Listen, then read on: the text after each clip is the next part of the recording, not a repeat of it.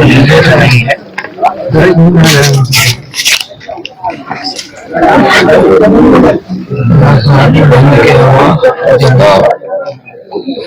ठीक है, सब व्यवस्था आपकी होगी। वहाँ पूरी कर दिया कि ये नंबर लिखा है।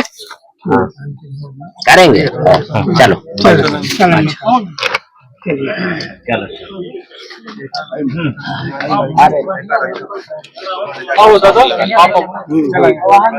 जहाँ पर इस वक्त हम मौजूद हैं, बता दें कि इसी गांव के रहने वाले एक दलित युवक जिसकी उम्र मात्र 35 वर्ष की देवी शंकर, उनको गांव के एक ठाकुरों के द्वारा जिंदा जलाकर मार दिया जाता है। उसके बाद से लगातार इस पीड़ित परिवार से मिलने के लिए अलग अलग दलों के, अलग अलग पार्टी के तमाम समाज सेवियों का यहाँ पर आवागमन जारी है। आज बता दें हमारे साथ आप लोगों को याद होगा, ये सारे चेहरे किसी परिचय के मोहताज नहीं, बल्कि हमारे सामने बहुजन समाजवादी पार्टी की सरकार थी उन दिनों, और एक बड़ा ही चर्चित चेहरा हुआ करता था दद्दू प्रसाद।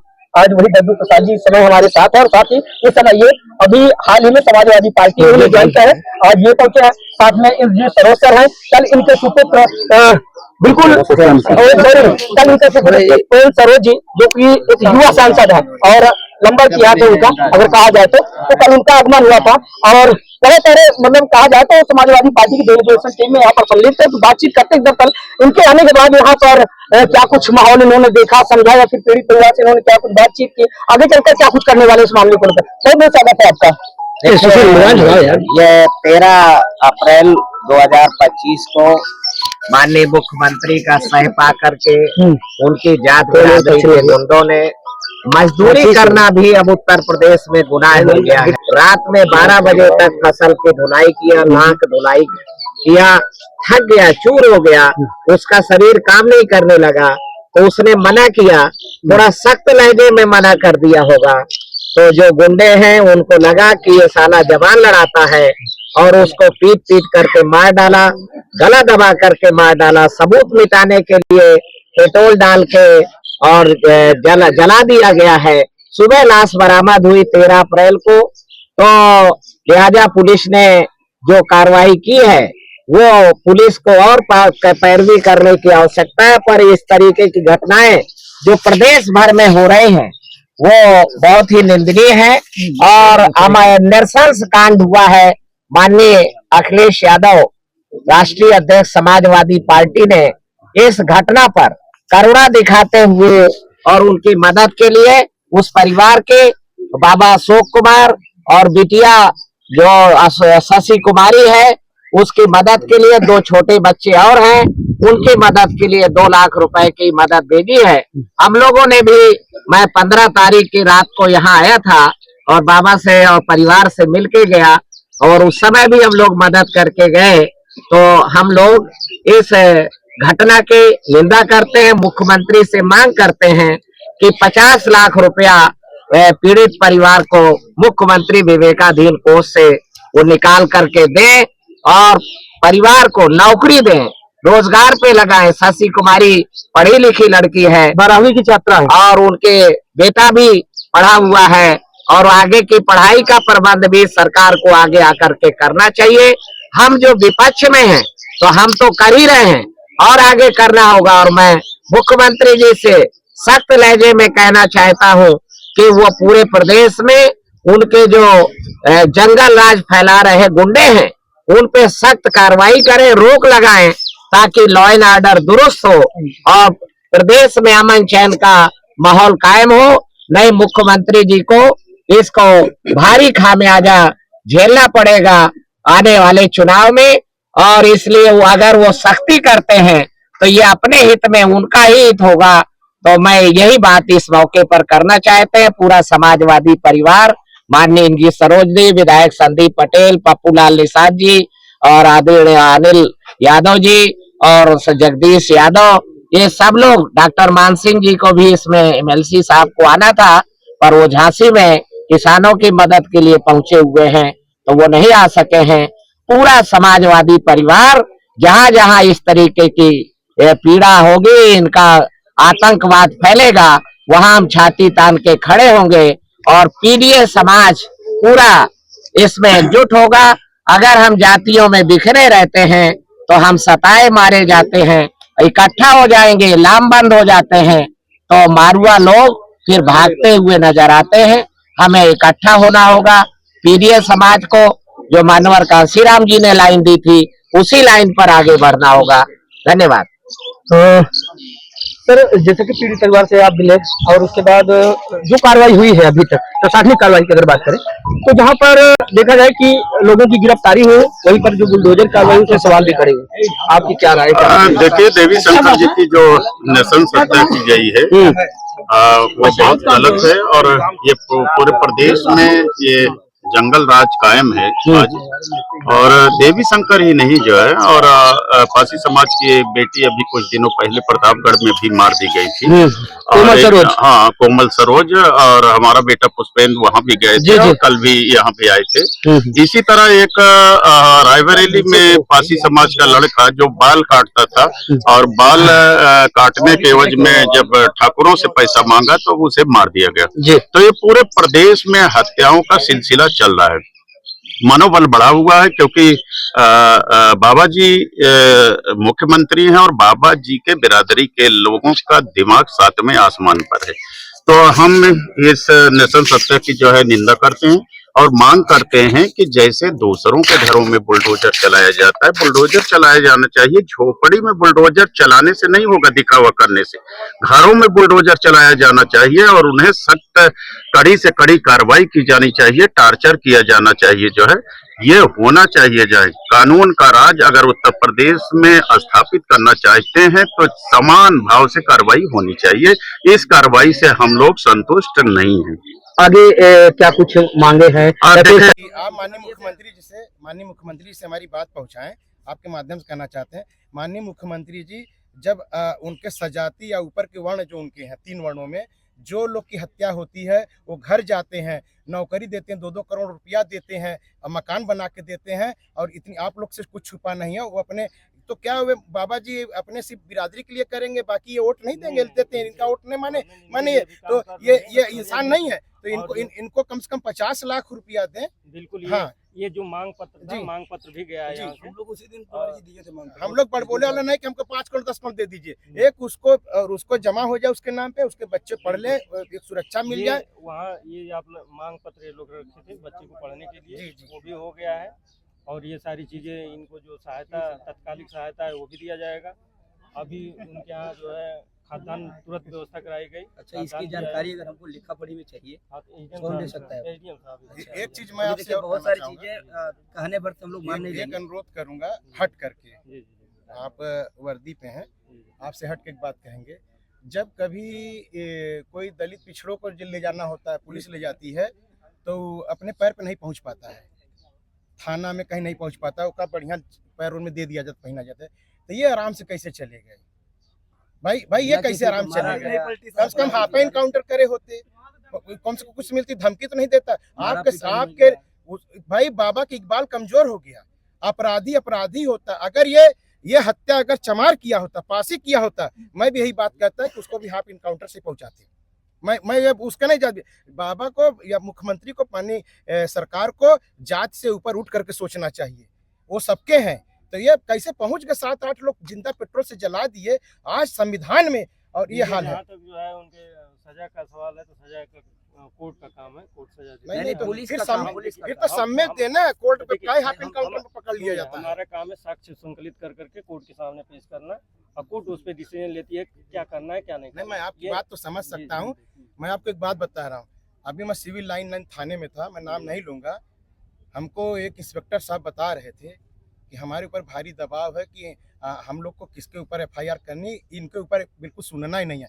जब पूरा रात भर कोर्ट के लोग जब खेरे तब जाके एफआईआर हुई है, और वो भी तुरंत उसको जमानत पर छोड़ भी दिया। ऐसा होता नहीं है, तो हमारे जानकारी में नहीं है। अगर हो सकता है नहीं, आप लोग, मैं आप पे शक नहीं कर रहा हूँ, लेकिन आप लोग तो मुस्तैदी कर रहे हैं। लेकिन इस तरह की भावना से अगर होगा तो कैसे भाई भेदभाव रखा जाएगा, कैसे समाज बात चलेगी? अरे कोई अगर उनको आप लोग जो है कि डोज दिए होते तो टेढ़ा टाढ़े दिखते, कुछ तो दिखता। सुंदर चेहरे में जो एक फोटो खींच कर वायरल हो रहा है।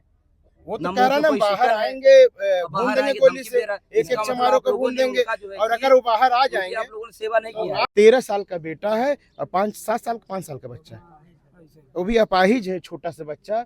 और माँ, जब ये जन्म इनका हुआ तो इनकी माँ फिर नहीं रही दुनिया में। और और जो देवी शंकर जी थे हमारे भाई, वे माँ का भी और पिता का भी फर्ज निभा रहे थे। साथ में उनके कंधों में वे श्रवण कुमार की तरह थे। साथ में उनके बूढ़े माँ बाप, ये उनकी माँ है और इनके पिताजी हैं, ये पिताजी हैं। बूढ़े माँ बाप के वे इकलौता बुढ़ापे की लाठी का सहारा थे और उस लाठी का उन्होंने छीन लिया है। मैं आप लोगों के माध्यम से मांग करना चाहता हूं कि इस पीड़ित परिवार को 50 लाख रुपया आर्थिक योगदान, एक पक्का मकान, इन लोगों ने एक कमरा पीछे बनवाया है जिसमें अपनी 3 भैंस बेच करके तब किसी प्रकार से कमरा बनवा पाया है परिवार। और इनके पास ज़मीन नहीं है, तो ये 5 बीघा की ज़मीन हमारी पार्टी आज़ाद समाज पार्टी इस परिवार के साथ खड़ी है और जब तक सरकार नहीं देगी हम लोग ये लड़ाई लड़ेंगे। और एक नौकरी और 2 शस्त्र असलहा, सुरक्षा भी प्रशासन इनको दे, शासन प्रशासन इनको जान माल की। चूँकि जो अपराधी हैं वे पुलिस के संरक्षण में रहते हुए भी बराबर धमकी दे रहे हैं कि हम आएंगे तो तुम्हें हम गोली मार देंगे, एक एक चमारों को हम गोली मार देंगे। ये जेल से भेज रहे हैं, पुलिस के कस्टडी में रहते बोल रहे हैं। मैं माननीय मुख्यमंत्री जी से कहना चाहता हूं कि माननीय मुख्यमंत्री जी, आप तो प्रदेश में कहीं कोई घटना होती है तो आपका बुलडोजर चला जाता है। बुलडोजर आपका कहाँ है, सो जाता है क्या जब आपके जाति के लोग जब एक घटना इस देश में करते हैं? और कैसे इतने आराम से वो लोग जेल में थाने वाले पुलिस पकड़ लिए? आप गाड़ी नहीं पलटाए, आप गाड़ी नहीं पलटाए, क्यों? आपकी जात के हैं, जाति देख के आप न्याय करेंगे। आपकी जात देखोगे तो न्याय, गाड़ी नहीं पलटेगी। ये दलितों के साथ कब तक ऐसा शोषण होता रहेगा? रोजाना ऐसी खबर जो है दलितों के साथ देखने को मिलता है। दलितों के जीने का अधिकार इस संविधान में नहीं है, आपकी पार्टी सुरक्षा नहीं कर पा रही है। देखिए, दलितों के साथ तो धोखा इसलिए हो रहा, दलितों पिछड़ों सभी के साथ हो रहा, माइनॉरिटी के साथ धोखा का कारण है कि सच्चाई इस बात की कि ये सरकार को पता है, वो बताती तो है वोट के मामले में। सरकार जो ईवीएम से वोट ले रही है, अगर जिस दिन बैलेट पेपर से चुनाव होता तो आज मुख्यमंत्री यहाँ होता, आज मुख्यमंत्री होता। मैं मुख्यमंत्री से पूछना चाहता हूँ, जब किसी भी उनके 3 वर्णों में किसी की हत्या होती है या कोई मर्डर होता है, कुछ होता है, तो तुरंत 1-1, 2-2 करोड़ रुपया देते हो और घर चले जाते हो बैठ के मिलने बदे। तो सरकार के अभी कोई नुमाइंदा मुख्यमंत्री नहीं आया, क्यों? कि इनको पता है कि ये गाजर मूली की तरह है, उनका समाज मारने बदे उस व्यवस्था को करने में तैयार हैं। लेकिन ये ध्यान दें, माननीय मुख्यमंत्री जी, हम अपील करना चाहते हैं कि आप पूरे सूबे के, आप सबके हैं, आप संविधानिक पीठ पे बैठे हुए हैं, आप सबके मुख्यमंत्री हैं, आपसे न्याय की उम्मीद है, उस कुर्सी से उम्मीद हम न्याय की रखते हैं। आप नौकरी दीजिए इस बेटी को ताकि भरण पोषण हो सके इस परिवार का। अपना ये परिवार भूखमरी की स्थिति पे आ जाएगा अगर ऐसा नहीं होगा। और सुरक्षा आप दें, पुलिस की सुरक्षा दें जब तक ले, और असलहा की 2, एक छोटा एक बड़े असलहे की इस बेटी का लाइसेंस करें। इस बेटी चूंकि इसका लाइसेंस हो सकता है, इसका लाइसेंस करें अब बेटी का।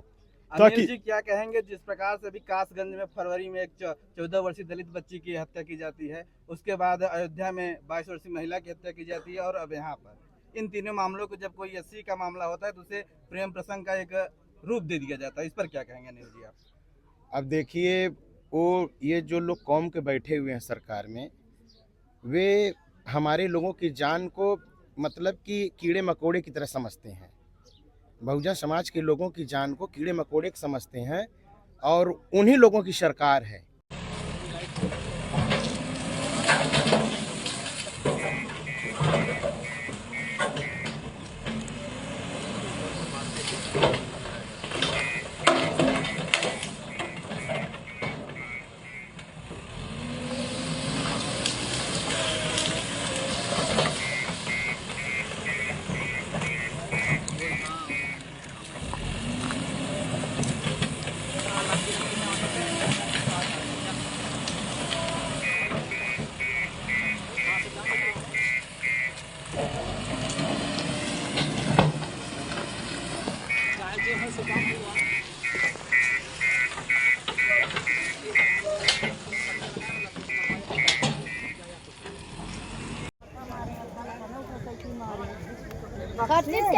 खटी का ऊपर यहाँ करे बहुत से मेहरारू आए वहाँ काट होए वो बच्चा के हमारे पिलाए रह भाई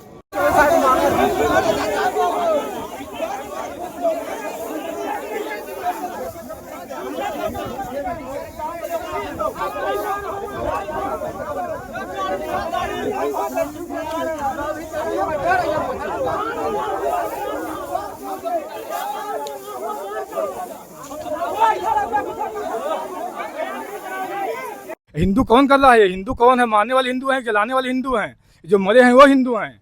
हाँ, तो कुछ लोग अभी एक कहते वो चमार हैं, चमारों को जला दिया जाए, कुछ नहीं होता है। सूचक जैसे शब्दों का प्रयोग किया जाता है, कब तक जात सूचक शब्दों का प्रयोग किया जाएगा? क्या SC ST जो BC हैं सब परेशान हैं? सरकार जब यहाँ पर योगी आदित्यनाथ सरकार बनी हुई है, सब लोग सरकार एकजुट में बनाए हुए हैं, तो सरकार को भी ये समझना चाहिए कि यार एकजुट में भी कार्य हम करें। योगी सरकार कहती है कि गुंडों माफियों का खात्मा हो चुका है, उनको ऊपर भेज दिया गया है, फिर ये गुंडे माफिया कहाँ से आ रहे हैं? गुंडे माफिया ये यही पनपा रहे हैं, यही पनप रहे हैं।